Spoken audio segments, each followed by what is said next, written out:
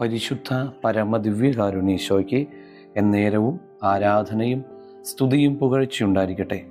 ഇന്ന് ജൂൺ മാസം 26 വെള്ളിയാഴ്ച.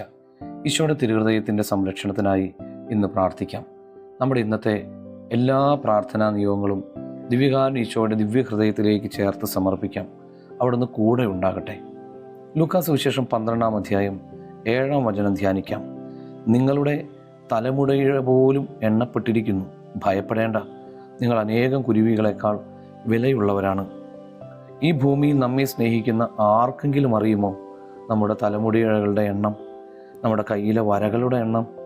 നമ്മുടെ കർത്താവിന് ഇതെല്ലാം കൃത്യമായി അറിയാം. അത്രമാത്രം അവിടുന്ന് നമ്മെ സ്നേഹിക്കുന്നുണ്ട്.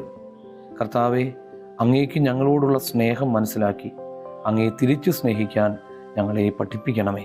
എല്ലാവർക്കും നല്ലൊരു ദിവസം ഉണ്ടാകട്ടെ. നമ്മുടെ കർത്താവ് ഈശോ മിശിഹായുടെ കൃപയും പിതാവായ ദൈവത്തിൻ്റെ സ്നേഹവും പരിശുദ്ധാത്മാവിൻ്റെ സഹവാസം ഉണ്ടാകട്ടെ, ഇപ്പോഴും എപ്പോഴും എന്നേക്കും. ആമേൻ.